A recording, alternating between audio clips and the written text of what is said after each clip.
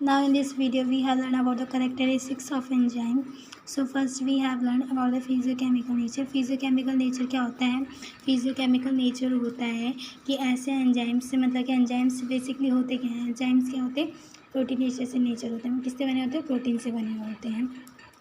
तो physiochemical nature क्या है? एक तो प्रोटीन से बने होते हैं एंजाइम्स. दूसरा क्या है? इसका मॉलिक्यूलर वेट जो होता है वो लार्ज होता है. इसकी रेंज क्या होती है? 6000 to 46 लाख होती है. नाउ फर्स्ट क्या है इसका? जैसे कि बता ही दिया कि प्रोटीनेशियस इन नेचर होते हैं एंजाइम्स. तो फिजियोकेमिकल नेचर में क्या बताएंगे हम? फिजियोकेमिकल नेचर में हमारे 3 पॉइंट्स आ जाते हैं. फर्स्ट तो आ जाते हैं कि एंजाइम्स क्या होते हैं? प्रोटीनेशियस इन नेचर होते हैं, प्रोटीन से बने होते हैं. दूसरा क्या है? लार्ज मॉलिक्यूलर वेट होता है. तीसरा है इसकी जो मॉलिक्यूलर रेंज है, मतलब कि इसकी जो रेंज है वो 6000 से 46,000 लाख होती है. और एंजाइमेटिकली इनएक्टिव कब होते हैं ये? जब ये इनऑर्गेनिक नॉन प्रोटीन पार्ट में होते हैं या तो ऑर्गेनिक प्रोटीन पार्ट में होते हैं. और इसका सेकंड क्या है? इसका सेकंड पॉइंट जैसे कि पता ही है कोलाइडल नेचर है. तो क्या होते हैं? हाइड्रोफिलिक कोलाइड्स होते हैं. हाइड्रोफिलिक नेचर होता है इनका. और क्या होते हैं? हाइड्रोफिलिक नेचर होने की वजह से मतलब कि हाइड्रोफिलिक कोलाइड्स होते हैं जिसकी वजह से क्या करते हैं? ये लार्ज सरफेस एरिया प्रोवाइड करते हैं सब्सट्रेट को बॉन्ड बनाने के लिए. और क्या होते हैं? एम्फोटेरिक इन नेचर होते हैं, मतलब कि बहुत एसिडिक और एल्कलीन सब्सटेंस के साथ रिएक्ट कर सकते हैं. थर्ड हमारा क्या है? Catalytic agent. मतलब कि क्या होते हैं? रेट ऑफ रिएक्शन को क्या कर देते हैं? ये एक्सेलरेट मतलब कि पास कर देते हैं. कैटलिस्ट होते हैं बायोलॉजिकल, तो मतलब कि यही है इसमें कि ये रिएक्शन को पास कर देते हैं कैटलिस्ट एंजाइम के साथ जॉइन होके. और जो एक्टिव फॉर्म में देखा जाए तो एक्टिव फॉर्म क्या होती है? एक्टिव फॉर्म होती है हमारी जो मतलब कि एक्टिव फॉर्म क्या होती है? एक्टिवेटर्स होते हैं. इसमें एक्टिवेटिंग एजेंट होते हैं जो कि मतलब कि इनएक्टिव फॉर्म को एक्टिव फॉर्म में कन्वर्ट कर देते हैं. एक्टिव फॉर्म में क्या होता है? एक्टिवेटर एजेंट्स होते हैं जो एक्टिव फॉर्म को मतलब कि इनएक्टिव फॉर्म जो होती है उसको एक्टिव फॉर्म में कन्वर्ट कर देते हैं. मतलब कि इनको एक तरह से ऑटो कैटलिस्ट भी बोला जाता है. जैसे कि हमारा हो गया प्रो एंजाइम पेप्सिनोजिन जो होता है वो कन्वर्ट हो जाता है जब एक्टिव फॉर्म में हो जाता है पेप्सिन. किसके थ्रू? एक्टिवेटिंग एजेंट हाइड्रोजन के थ्रू. जैसे कि हम यहाँ पे देख सकते हैं, यहाँ पे मैं बताती हूँ कि एक्टिवेटेड फॉर्म में होता क्या है. पेन देना. ओके. नाउ इसमें मैं बताती हूँ कि क्या होता है. जो पेप्सिनोजिन होता है, यहाँ पे हो गया हमारा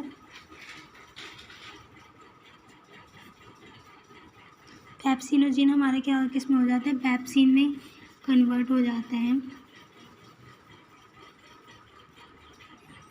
हाइड्रोजन मतलब कि हाइड्रोजन क्या हो जाता है? हमारा एक्टिवेटिंग एजेंट हो जाता है. यहाँ पे एक्टिवेटेड एजेंट हो जाते हैं. पेप्सिनोजिन पेप्सिन में कन्वर्ट हो जाता है. और इसी को हम क्या बोलते हैं? मतलब कि इसी प्रोसेस को अगर ये प्रोसेस हुआ तो इसको हम क्या बोलेंगे? ऑटो कैटलिस्ट बोलेंगे. क्या बोलेंगे इसको? Auto catalyst. इसी को हम ऑटो कैटलिस्ट बोलेंगे. ये होता है हमारा एक्टिवेटेड फॉर्म. नाउ हमारा क्या है? स्पेसिफिसिटी. तो स्पेसिफिसिटी बेसिकली होता क्या है? स्पेसिफिसिटी आगे भी है, इसका हम आगे ही बढ़ेंगे, लेकिन बेसिकली इसका मैं छोटे से ही पार्ट बताती हूँ कि हर एक एंजाइम जो होता है वो स्पेसिफिक इन नेचर होता है. हर एक एंजाइम का क्या होता है? अलग अलग नेचर होता है.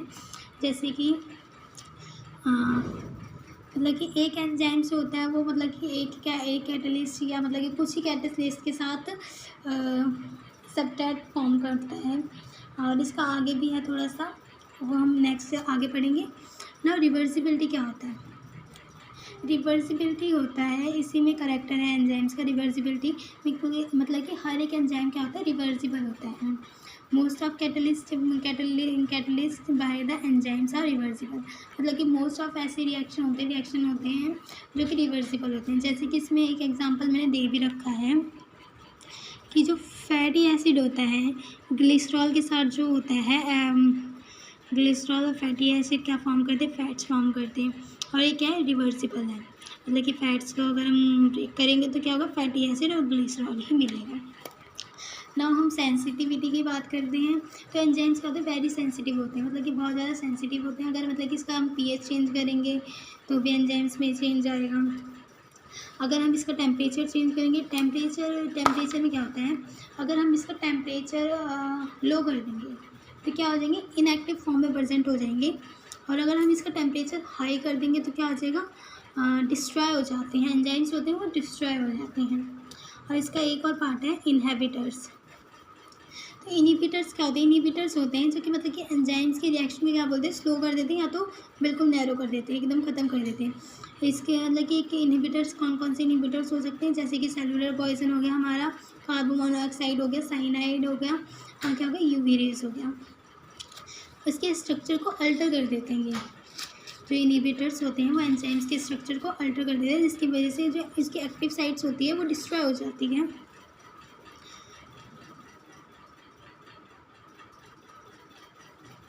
इसकी मतलब कि एक और कैटेगरी है इनहिबिटर्स की, जो कि इनएक्टिव एंजाइम्स होती है, जिसको हम कह सकते हैं reversible inhibitors.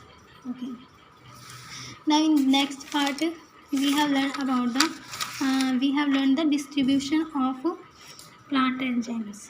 Okay, plant enzymes क्या होते हैं, enzymes act within the cell, मतलब कि एंजाइम्स ऐसे एंजाइम्स जो एक्ट करते हैं विद इन द सेल, उसको क्या बोलेंगे हम, एंडो एंजाइम्स कहेंगे या तो इंट्रा सेलुलर एंजाइम्स कहेंगे। और ऐसे एंजाइम्स जो मतलब कि सिंथेसाइज होते हैं, sites of synthesize and sites of actions are different, मतलब कि अगर जैसे कि अगर इस सेल के अंदर रिएक्शन कर रहे हैं तो ये क्या हो गया, ये हो गया एंडोजीनस और एक्स्ट्रा सेलुलर। और अगर सेल के बाहर, मतलब कि सेल के बाहर अगर ये रिएक्ट कर रहे हैं, मतलब कि रिएक्शन कर रहे हैं तो ये सिंथेसाइज हो रही है, तो इसे क्या बोलेंगे हम, एक्सोजीनस, एक्सो हो गया, ये क्या हो गया, एंडो हो गया। ठीक है, तो सेल के अंदर होंगे तो क्या होंगे, ये सेल के अंदर होंगे तो एंडोजीनस हो जाएंगे, और सेल के बाहर अगर किसी कहीं पर रिएक्शन होता है इनका, मतलब सिंथेसाइज होते हैं तो फिर एक्ट कर दें तो उससे क्या बोलेंगे हम, एक्स्ट्रा सेलुलर बोलेंगे। तो यहाँ पे एक्स्ट्रा सेलुलर और एंडो सेलुलर के मैंने कुछ पॉइंट लिखे हैं। तो एक्स्ट्रा सेलुलर में क्या है, it retain catalytic property even outside the cell, मतलब कि कैटालिटिक प्रॉपर्टी क्या होती है, आउटसाइड द सेल, मतलब कि आउटसाइड द सेल के बाहरी कैटालिटिक प्रॉपर्टी शो करते हैं। यूजली डाइजेस्टिव और हाइड्रोलाइटिक इन नेचर, एक तो डाइजेस्टिव होते हैं और दूसरा क्या होता है, हाइड्रोलाइटिक इन नेचर होते हैं। और क्या होते हैं, मतलब कि इसका डिस्ट्रीब्यूशन कहाँ कहाँ होता है, बैक्टीरिया हो गया, फंजाई हो गया, इंसेक्टिवोरस हो गया, प्लांट हो गया, ड्रोसेरा हो गया, नेफथीज हो गया, यहाँ पे होता है इनका डिस्ट्रीब्यूशन। बात करते हैं एंडोजीनस की। तो एंडोजीनस में क्या होता है, एंडोजीनस होते हैं हमारे, ओके, एंडोजीनस में क्या कहाँ कहाँ डिस्ट्रीब्यूट होते हैं, सेल ऑर्गेनेल्स में होते हैं, मतलब कि सेल के अंदर जो हमारा पार्ट होता है, जैसे कि सेल ऑर्गेनेल्स हो गया, साइटोप्लाज्म हो गया, न्यूक्लियस हो गया, इन सब जगह पे होते हैं। और हायर प्लांट हो गया, अब जैसे कि माइटोकॉन्ड्रिया हो गया, क्लोरोप्लास्ट हो गया, मतलब कि माइटोकॉन्ड्रिया और क्लोरोप्लास्ट में ये क्या करते हैं, आउट रेस्पिरेटरी एंड फोटोसिंथेसिस, मतलब कि रेस्पिरेशन और फोटोसिंथेसिस में हेल्प करते हैं। फिर और जो न्यूक्लियस में होते हैं, न्यूक्लियस में क्या सिंथेसाइज करते हैं, डीएनए, आरएनए और हिस्टोन प्रोटीन सिंथेसाइज करते हैं। ग्लाइकोसोम की बात करें, ग्लाइकोसोम क्या होता है, ऑक्सीडेशन ऑफ फैट, ग्लाइकोसोम फॉर्म जो होता है वो क्या करता है, ऑक्सीडेशन ऑफ फैट करता है। और cytoplasmic matrix process of glycosis for synthesize of amino acid form करता है, सेल मेम्ब्रेन फॉर्म करता है, फैटी एसिड होता है, एक्सेट्रा। और जो लाइसोसोम होते हैं, लाइसोसोम क्या करते हैं, हाइड्रोलाइटिक एंजाइम्स होते हैं, मतलब लाइसोसोम क्या करते हैं, कंटेन करते हैं, हाइड्रोलाइटिक एंजाइम्स कंटेन करते हैं। और सम एंजाइम्स, मतलब कुछ एंजाइम्स ऐसे होते हैं जो कि मतलब कि गोल्जी बॉडीज़ में और सेंट्रोसोम में फॉर्म होते हैं। तो ये हमने क्या पढ़ लिया, डिस्ट्रीब्यूशन ऑफ प्लांट एंजाइम्स, मतलब कि प्लांट के एंजाइम्स के बारे में हमने पढ़ लिया थोड़ा सा। अब इसका नेक्स्ट क्या है, नेक्स्ट हमारा पॉइंट आता है nomenclature and classification. So nomenclature मतलब कि इसमें दो टाइप होते हैं, एक तो होता है ओल्ड सिस्टम और एक न्यू सिस्टम। तो पहले हम पढ़ेंगे ओल्ड सिस्टम।